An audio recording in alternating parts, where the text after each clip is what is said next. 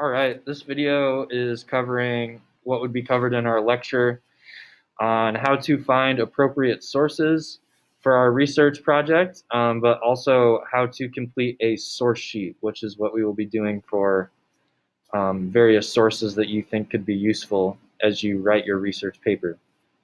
So we'll go through those steps, and then we'll get you out of here. So first things first, selecting a source. We have a couple questions that we need to ask ourselves. The first is going to be, is the source credible? So is it from a source that you recognize, or is it from something random that you've never seen before? So have you heard of it? Is it familiar? Typically, credible sources come from various places on the internet, things that end in .org, .edu, or .gov. Those are going to be credible, meaning they're unbiased. They're stating facts instead of opinions. And then if you have a .com, that doesn't necessarily disqualify it from being a credible source, but do know that .coms are often for profit, meaning that it could have some sort of agenda or some sort of bias being presented. Instead of presenting facts, it might be presenting opinion. And then anything that you're finding in academic databases is almost always going to be credible as well. So looking at the source itself is important.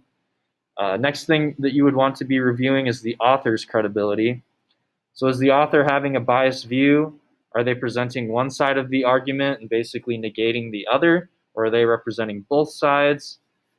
Also, does the author have any information about themselves? For example, if you're researching something in the medical field and the author is a doctor of medicine, that's probably a pretty qualified author, an expert in that field. But if it's just someone writing from home because they looked on WebMD, that might not be the most credible author out there, even if they're presenting facts. So looking at the author, their qualifications, their experience, and then also what they're presenting in the source, whether it is one or both sides of an issue, is an important thing to check on as well.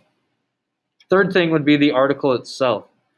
Once again, are both sides represented in the article?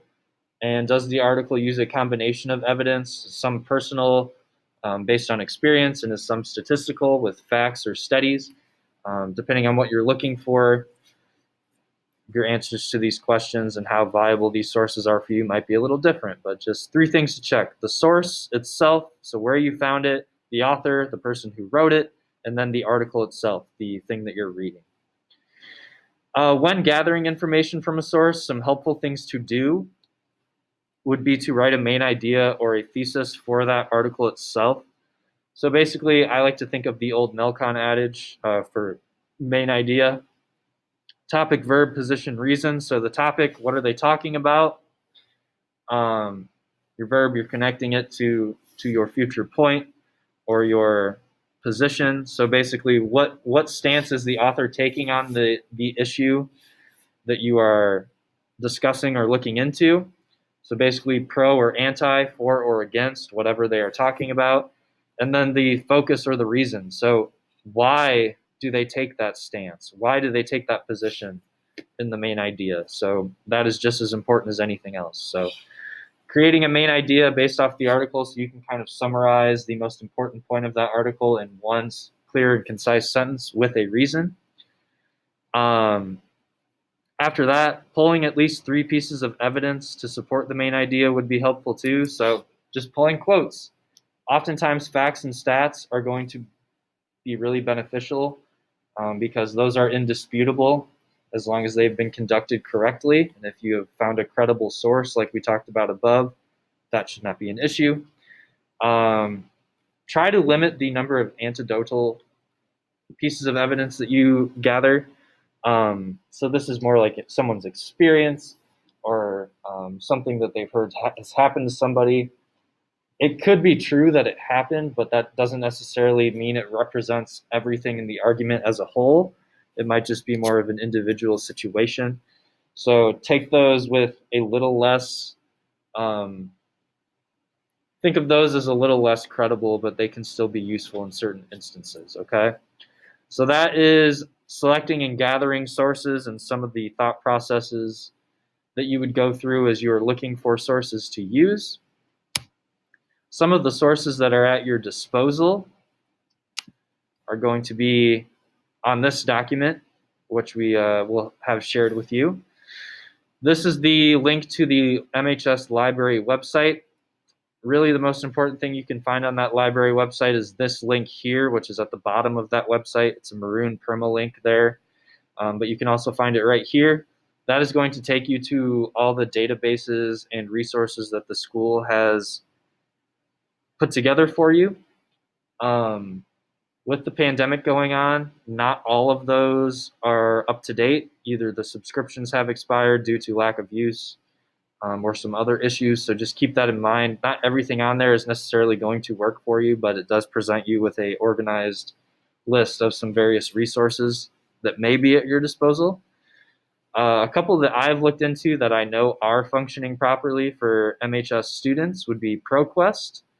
So this is basically a newspaper and magazine catalog, if you will. It keeps articles from various newspapers and magazines, and it keeps recent editions, basically things within the last year or so.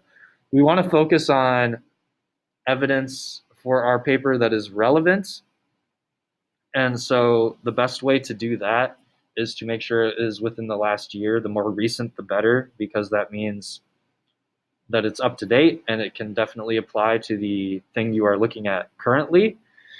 So ProQuest is one. The link is obviously next to it.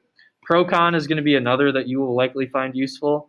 Procon is great because it provides both basically the for and against argument for a variety of human rights topics, issues, and so forth. So you can see both sides of the argument and basically how those arguments align together. So like each point is going to have like a side that explains why people would support this point or why people would be against that point. So very useful starting point, possibly provide you with some ideas. And then we have Newspaper Index. This is just a newspaper collector from newspapers all over the country. So that is going to be a relevant resource as well if you're looking for contemporary news, things that have happened recently. It's going to be updated pretty much daily, all the time. And then Library of Congress. This is one that's going to give you some limited access to some government documents and other things like that, specific types of artifacts. So this one does appear to have some things that are available and some features that are not, so keep that in mind. But I think that could be a possibly useful place to look depending on your topic as well. As I mentioned before, due to the lower subscriptions to the databases this year, some current articles that you find through Google will work for our research process as well. Just be sure to reference the page that we talked about earlier with the selecting and gathering of sources to make sure you are choosing appropriate resources for yourself. So I wanted to go over a sample source sheet. This is an assignment that we were going to be doing. We're going to do 5 source sheets to gather resources and possible quotes to incorporate into our research paper. So I just picked a sample article. Some important things that I want to talk about with it. We click it here. So this is the link to it.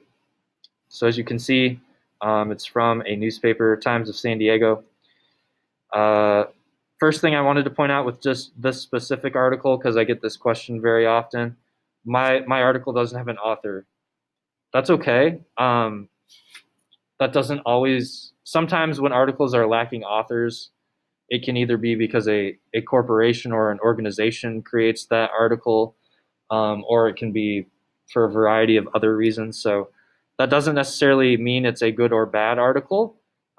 Just keep that in mind as to, okay, that kind of takes out some of the credibility that we might be seeing, because we can't evaluate the author. We can only evaluate the source and the article itself. So just keep that in mind. Obviously, I think this is a pretty reputable one because it's just reporting the news. It's in the newspaper. Having read through it, it doesn't really have a spin one way or the other. It just is stating the facts of how the situation is going. So that's one thing about the author.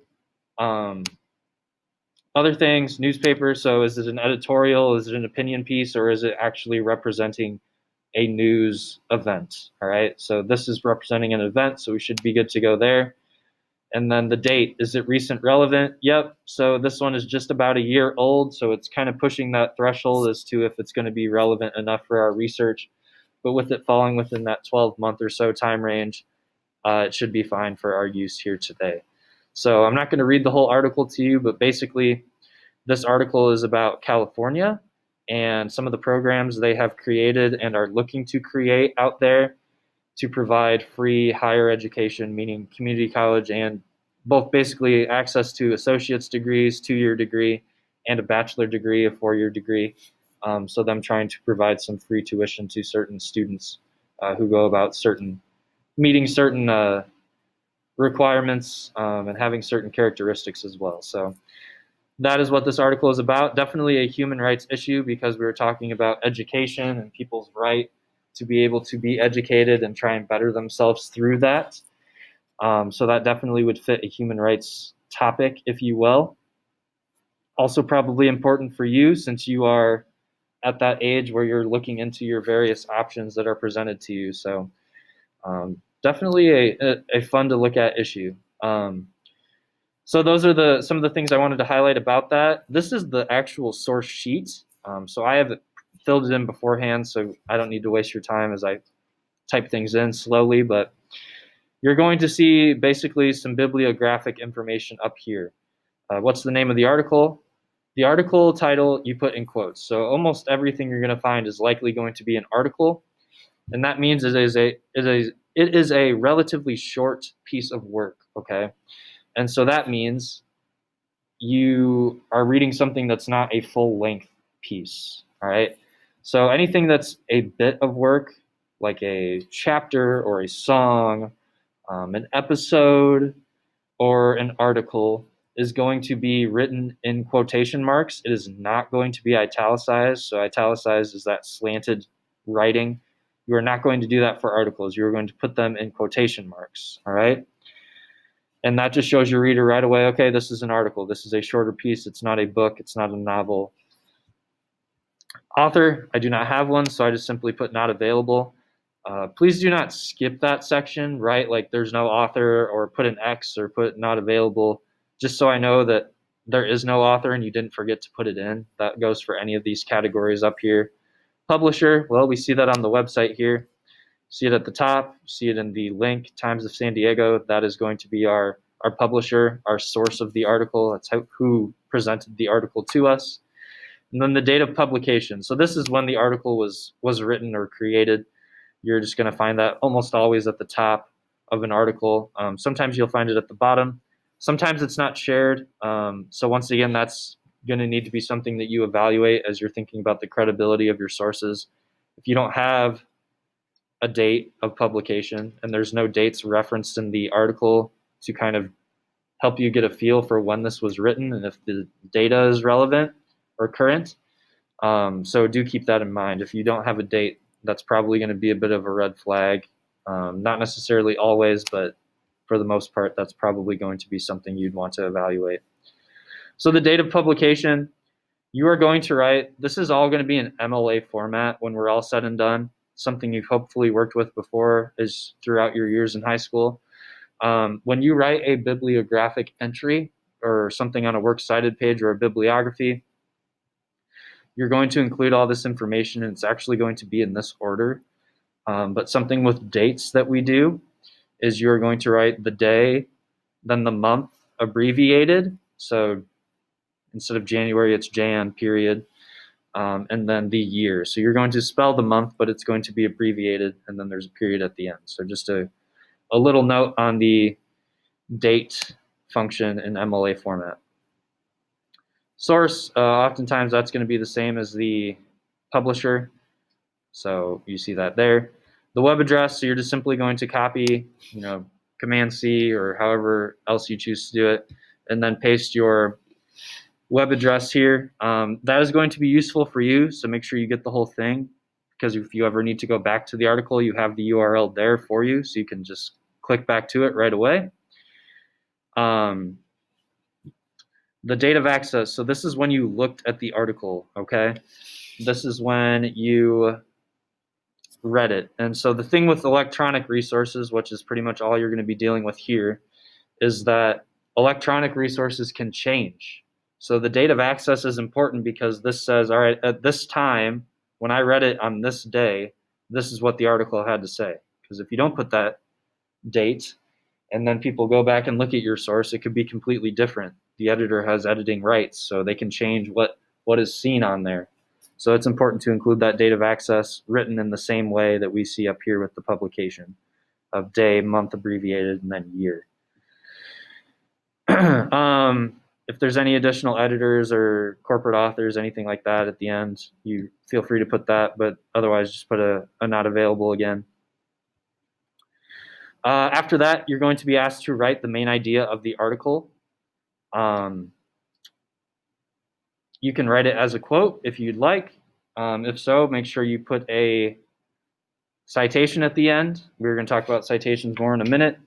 Or you are free to paraphrase or summarize the article in a main idea on your own as well, like we talked about earlier in our selecting and gathering sources document. So a couple options here, but one way or another, you need to be pulling the main idea out of the article. Also, remember, we're not starting a sentence with a quote, so provide some context if that's something you're choosing to do. This is going to be helpful because if you write these quotes out now, or you have these summaries of information now, you can just pull those from your source sheets and plug them into your research paper later down the road when you deem what is most important for you. So you're doing a lot of the heavy lifting now instead of later when you're writing the actual paper itself, okay? So I wrote a sample quote here as well. So I wrote a sample quote, and let's say I provided some context as well. I just kind of threw this in last minute as another example because I wrote this on my own. So even when you paraphrase or summarize, you still need to put a citation afterwards, so make sure that is done correctly. But whether it's summary or paraphrase or a quote, you're pulling this idea from the text, so you need to give credit to the text and the author, the title, whatever it may be. So as you notice, I put citations after both of those, okay? For MLA, you have the quote or the material, whatever it may be, and you have the quote. Obviously, in our double quotation marks, you put a space, and then you have a parenthesis, so that half circle looking thing. And then you will have the author's last name, a space, and the page number. You're not going to put a comma, PG, page, number sign, anything like that at all. Just going to put the number, another parenthesis, and then a period afterwards. That is how we do a citation in MLA format. If your source does not have an author, like this source I have here, you are just going to take the first 3 words of the title and put that where the author's last name would be. So we still have our quote. Everything is the same through the parenthesis, and then we are going to put our quotation marks once again because it is an article title, and that is how we show that. And then you just put the first 3 words of the article title in those quotation marks instead of the last name if there is no author name present. All right. If you have 2 articles that have the same title in the first 3 words, you just keep going on those until you reach a different word to differentiate. Same thing, put the page number, nothing but a space in between it, and then our parenthesis and a period. If you have multiple authors, you are going to take the author that is listed first, all right? So the not alphabetical, but the author that is listed first in the article, all right? So a few different scenarios to cover there. Hopefully that was helpful. And then you're going to get to the part where we talk about human rights, okay? There are 5 slots. If your article doesn't cover 5 different human rights, then don't put 5. Put however many it covers. So I just did one sample one so you can get the drift. The human rights, I took the number, so I put it in this space here. I wrote the human right out as well, just so that's a good reminder for me when I'm coming back to my source sheet as I'm writing. I don't need to go looking at a bunch of different things. I just have all my info here, but that part's up to you. And then I explained it in my own words. Well, if states adopt a plan where college were to be free, like the article explained, then a person from a low economic background and a high economic background both have a much more even chance of attending college. So we can connect that to the right of equal right to education, equal right to better oneself. really just this idea of everyone being born equal, okay? So that is how I connected that to the human right, because you're going to be writing your research paper through that lens of human rights and how the issue you picked and the side that you picked is supporting the use of human rights, okay? So like I said, if you only have a couple for an article, that's fine. If you have 5 different rights that it connects to, that's wonderful. But you should hopefully at least be finding 2 or 3 connections to a human right for any given piece that you read. If not, it's probably not really a worthwhile source unless it's giving you something very specific that you're interested in. So that is how you would do that section. After that, 2 more things to do essentially. One here is just simply typing quotes, all right? So we're just putting quotes in here. I don't know why that put it in parentheses, but so just taking a quote from the text. Remember that those quotes go in quotation marks, and they use the words of the author exactly as they are written, okay? So you're just pulling some quotes. I'd recommend providing some context beforehand as well if you can, so that way, once again, it might be some time before you look at this again. It might be hard to remember exactly where you're going with it. If you write out that context before, it's going to be very easy to plug and play any of these quotes into your research paper once we get to that point. So we have our quote here with our quotation marks, and then of course at the end we are putting our citation once again. As a reminder, I did not have an author, so I'm putting the first 3 words of the title in quotation marks, followed by the page number. Okay. So we do need 3 quotes. This is a part where you fill all 3 sections in, not necessarily like up here where if you don't have 5 human rights connections, don't make them up. But down here, you should be pulling at least 3 quotes. So you have plenty of good information at your disposal when it's time to choose what to include in your paper. All right. Really, it's as simple as copy and pasting if that's what you'd like to do, and then adding some context and adding that citation at the end. Okay. Finally, we have our citation information as a whole.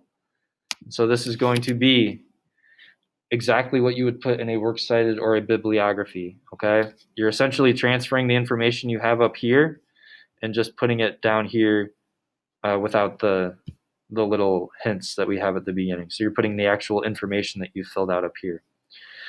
I also have a sample works cited entry down here just so you can see the exact order and how things are formatted with periods, commas, quotation marks, so on and so forth, okay? And then I also have an example of one that I made up, okay? So you have the author's last name, and then their first name with a comma in the middle and a period after the first name. Notice I don't have that in my actual one for this article up here because there's no author. There's no author, you simply skip it. Same goes for anything. If you don't have anything down here, you do skip it. I want you putting the not available up here so I know for a fact that you looked, but when it gets to the actual citation creation, you do not put stuff that isn't there. You just skip that part, okay? After that, you have the title and quotation marks because it is an article, so that is a brief thing, and that is what you put in quotation marks. So you do not italicize it. Put the period inside the quotation marks there, so I fixed my error up here. After that, you have your publisher, Times of San Diego, with a comma. We have that down here, Quad City Times. And then you have the date of publication. So day, month, abbreviated with a period, and then the year with a period after that. Then you put the URL. We'll work on the spacing of that later, but just know that you put the URL. It should be hyperlinked, so it should be blue, so it can be clicked on, and the person who's reading this can be brought to that area. Period after your URL, and then you have the date of access and the day, month abbreviated, and then the year once again with a period at the end. That's pretty much all there is to it, okay? So that is a source sheet. This is a sample. I'll include that in future assignments so you have this to turn to if you need additional help or an example to look at.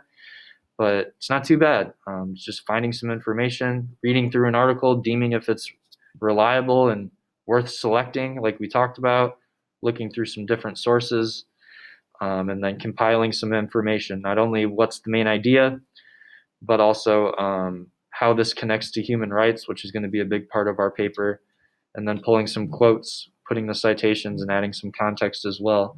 So we can potentially just pull those from all the work that we've done here and make our paper at the end a lot easier. And then once again, knocking all this stuff out now, it's just going to be taking what we've already done here and putting it into a works cited or bibliography document later on. So you're doing a lot of the work now, and you're making your life a lot easier later on. So hopefully we can find some good sources that are worthwhile. And I'm looking forward to reading your work and helping you through this research process. And I'm looking forward to hear the topics that you're passionate about. It should be a very good time with lots of great ideas. So thanks for watching. And if you have any questions, let your teacher know, and they will certainly give you a helping hand. Thanks.